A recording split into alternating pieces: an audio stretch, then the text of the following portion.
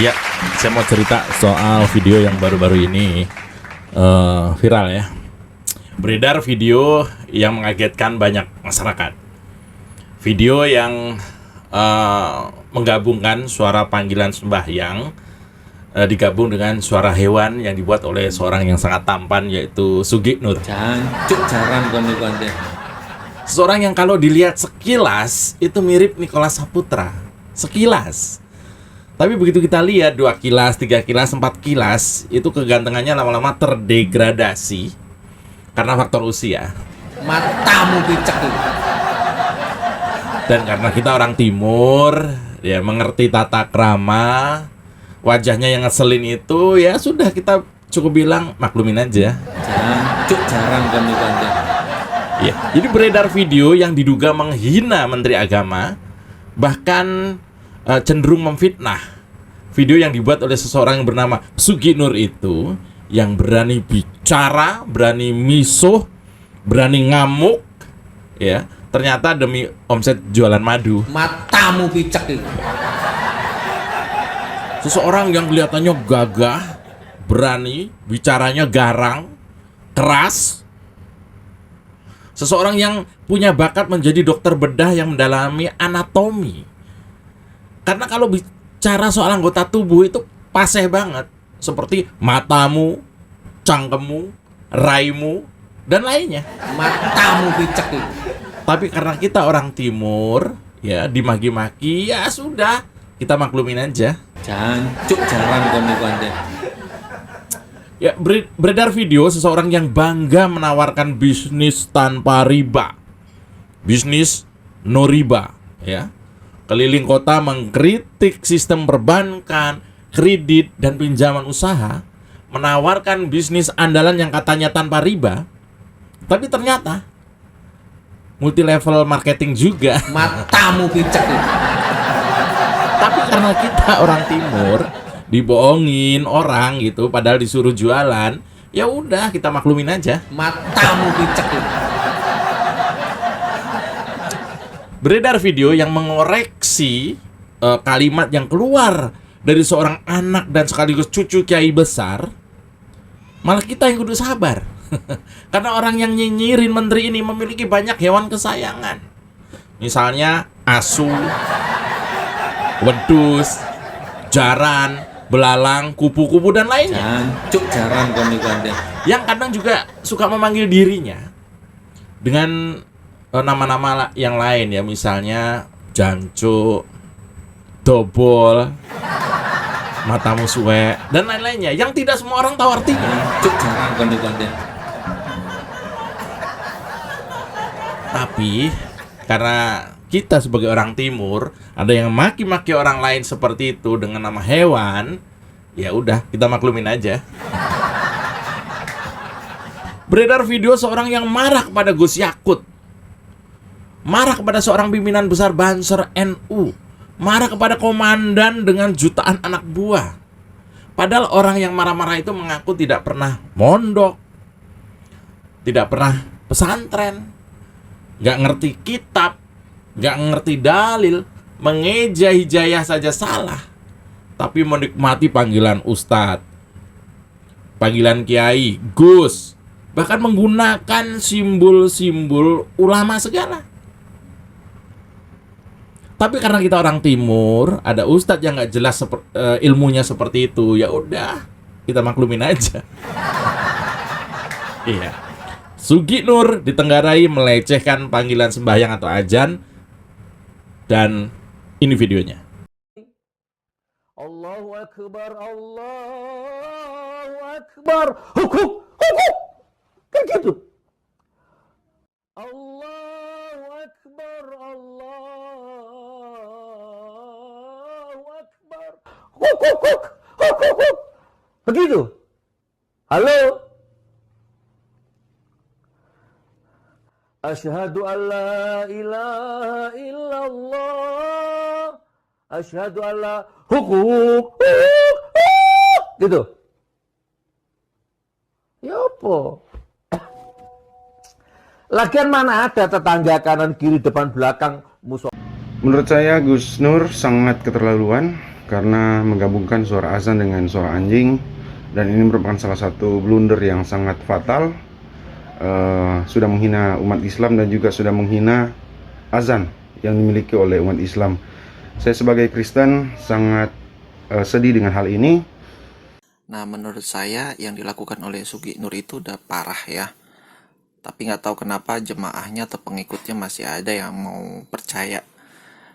Jadi perlu dilaporkan dia ke kepolisian karena dia memang sudah menista agama.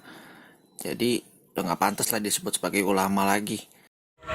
Nur, tak bilangin gue ya, yang melecehkan suara azan ya kamu sendiri itu. Menurut saya, Nur Sugi itulah yang sudah menistakan agama, melecehkan agama, dan sudah membuli Menteri Agama. Nur Sugi sudah konflik otaknya. Tapi nyatanya menurut saya yang bodoh, yang goblok, yang tolol itu ternyata ya Sugi Nur sendiri. Pernyataan Gus Nur ini sangat tidak tepat karena telah menyakiti saudara seimannya. Matamu picek itu. Jancuk jarang konde-konde. Matamu picek. Mungkin si Sugi Nur atau Gus Nur ini mau menjelaskan maksud seseorang yang mengaku ahli telematika, tahu kan?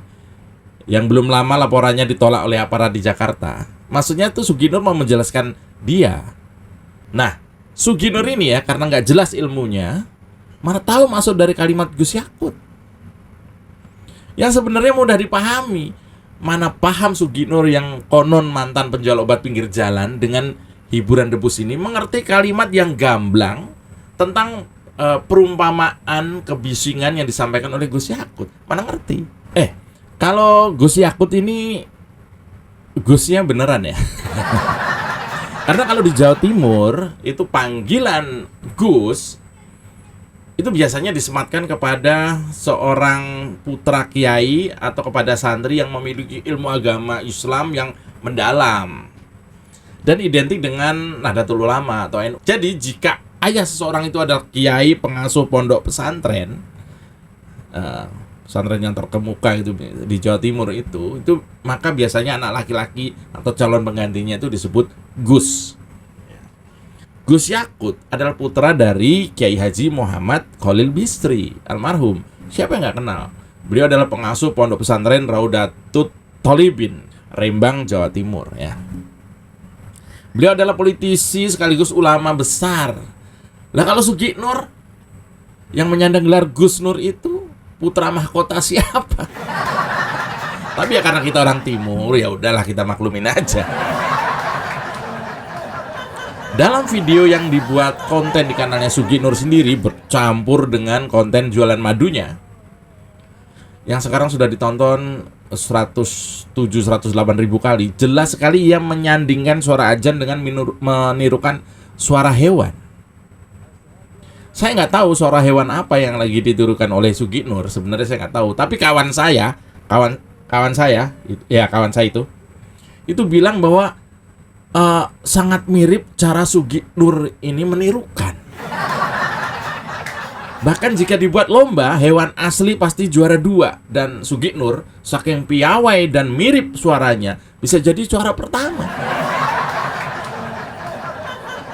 Nah, peristiwa slip of tongue dari Pak Menteri ini ya menjadi hal yang menghebohkan. Muncul persepsi yang beraneka ragam. Banyak yang menyalahkan Gus Yakut dan bahkan melaporkan ke polisi. Ada juga yang mencaci maki via medsos. Bahkan ada demo yang menyuarakan pemecatan Gus Yakut. Sebenarnya sih ya, kita mungkin sulit menyalahkan persepsi orang-orang yang menganggap bahwa Menteri Agama Gus Yakut ini menganalogikan atau mengumpamakan suara-suara yang kalau volumenya berlebihan, baik di masjid, musola, atau tempat ibadah lain, seperti suara gonggongan hewan. Maksudnya itu. Kenapa? Karena memang disampaikan dalam satu frame pernyataan, disampaikan dalam satu satu timeline yang sama dengan kasus azan ini. Kadrun pasti akan mengaitkan dua kondisi itu. Frame atau hubungannya jauh aja, Kadrun itu nyangkut-nyangkutin, apalagi kalau satu frame. Kalau soal orang-orangnya Pak Jokowi, Kadrun nggak bisa seperti kita sebagai orang timur yang kalau ada yang salah paham tinggal bilang, ya udah maklumin aja. Sugi Nur atau orang-orang yang tidak mau mendengar penjelasan orang-orang pandai soal bahasa dan konteks pembicaraan adalah mereka-mereka yang bisa dibilang residu politik, sisa-sisa sakit hati kekalahan beruntun dalam Pilpres lalu.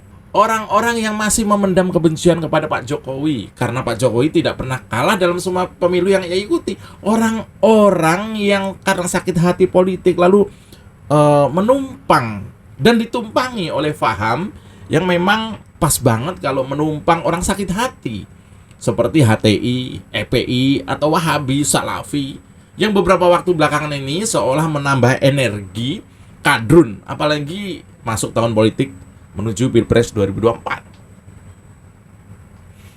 Kadrun ini memang standarnya ganda. Apa saja kalau kira-kira bisa dipelintir dan merontokkan wibawa pemerintah, mereka akan lakukan. Tapi sebaliknya, hal-hal yang jelas bertolak belakang dengan dalil-dalil yang biasanya mereka ucapkan ke arah orang-orang yang mereka anggap pro ke pemerintah tidak berlaku untuk kaum mereka. Contoh, asumsi mereka soal Gus Yakut yang menistakan suara azan adalah asumsi, persepsi para badrun. Badrun itu buzzernya Kadrun. Baru nih ya, badrun, buzzernya Kadrun. Baru persepsi, tapi hinaan ke Gus Yakut sudah luar biasa.